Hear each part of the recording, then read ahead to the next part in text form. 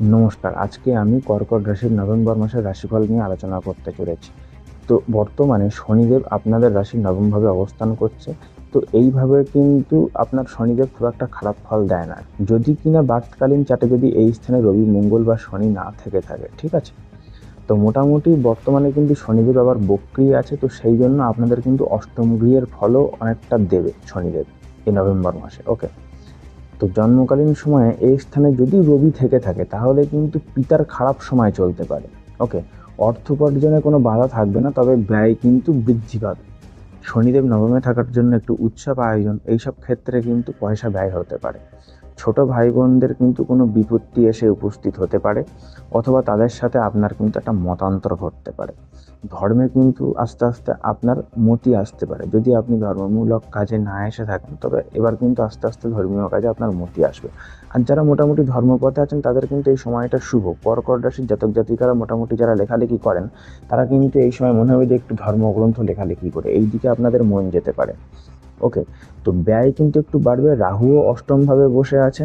শনিদেব তো বক্রি হয়ে একটা অষ্টম গৃহের ফল দিচ্ছে, আর রাহু তো অষ্টম ভাবে বসে রয়েছে। তো যারা পরীক্ষার্থী আছেন এই সময়, তাদের কিন্তু খুব একটা সময় ভালো নয়, পরীক্ষার ফল কিন্তু খারাপ হতে পারে। পরিবারের মানুষের সাথে একটা মতবিরোধ আপনাদের হতে পারে, এমনকি বাড়ির বয়স্করাও অন্যায় আচরণ করতে পারে। ব্যাংকে সঞ্চিত অর্থ নিয়ে কিন্তু একটা মোটামুটি প্রবলেম হতে পারে, একটা গোলযোগ হতে পারে। আর মোটামুটি জুপিটার মানে বৃহস্পতি গ্রহ কিন্তু স্বয়ং কর্কট রাশিতে এই নভেম্বর মাসে বসে রয়েছে, তো আপনাদের কিন্তু শরীর স্বাস্থ্য কিন্তু ভালো যাবে। বিবাহিত জীবনে স্বামী স্ত্রীতে সম্পর্ক, সুসম্পর্ক বজায় থাকবে, প্রেম ভালোবাসা বজায় থাকবে। ছোটখাটো কিন্তু একটা ভ্রমণের যোগ আছে দেখা যাচ্ছে, ঠিক আছে?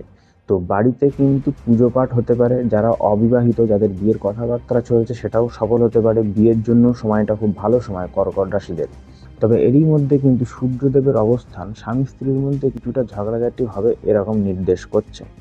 তো অনেকের মধ্যে মিলমিশ থাকবে, অনেকের মধ্যে একটু ঝগড়াঝাটি হতে পারে। তো সেটা আপনারা জেনে যখন যাচ্ছেন, নিজেরা মোটামুটি ঠিক করে নিন, চুপ থাকা ভালো।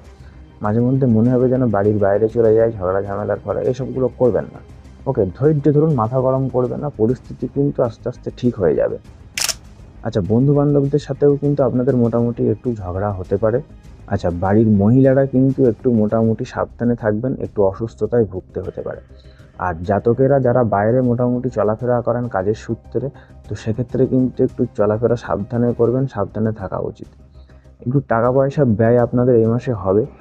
জমি বাড়ি থেকে কিন্তু লস হতে পারে কোনো কোনো মানুষের, সেক্ষেত্রে কিন্তু সাবধান। কিছু ক্ষেত্রে সেক্সুয়াল ডিজায়ার ফুলফিল না হতে পারে, জ্বর হতে পারে, আরাম ও ঘুম নষ্ট হবে, মন একটু চঞ্চল হবে। আর জাতকেরা অল্পতেই একটু রেগে যেতে পারে। কিছু কিছু ক্ষেত্রে বাড়ির আশপাশে যেসব শত্রুরা আছে তারা একটু প্রবলেম করতে পারে। দৈনন্দিন খরচ কিন্তু একটু বাড়বে। আর এইসবের মধ্যে মোটামুটি জাতক কিন্তু একটু অর্থনৈতিক কামনা বাসনার প্রতি প্রলুব্ধ হবে, তার ফলে কিন্তু বদনাম হতে পারে। আর এদের কিন্তু সময়ে খাবার খেতে দেখা যাবে না, হঠাৎ করে কিন্তু মনে হবে যে একটু দুপুরবেলা হেভি মিলের জায়গায় একটু স্ন্যাক্স টাইপের জিনিস খেয়ে নিই, তো এক্ষেত্রে কিন্তু খাবার উল্টোপাল্টা খাওয়াতে পেটের সমস্যা হতে পারে। তো এইসব দিক থেকে কিন্তু একটু সাবধানে থাকবেন। আচ্ছা, মোটামুটি একটা রেমেডি আপনাদের বলে দিচ্ছি। এই নভেম্বর মাস যাবত আপনারা সোমবার এবং শনিবার করে কালো তিল ভগবান শিবকে অর্পণ করুন। এই যে রাশিফলের মধ্যে যে সুফল এবং কুফলও আছে, কুফলটাকে এড়াতে মোটামুটি এই রেমেডিটা করুন, তাহলে আপনারা ফল পাবেন। যদি ভিডিওটা ভালো লাগে তো ভিডিওটাকে একটু লাইক করে দেবেন ও চ্যানেলটাকে সাবস্ক্রাইব করে দেবেন। হরে কৃষ্ণ।